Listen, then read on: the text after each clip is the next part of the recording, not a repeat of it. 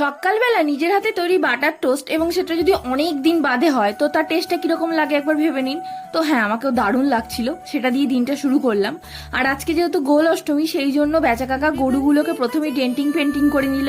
Actually আজকে তো ওদেরই দিন, মানে অনেকের ওখানে রাধা অষ্টমী, কিন্তু আমরা গোল অষ্টমীই বলে থাকি।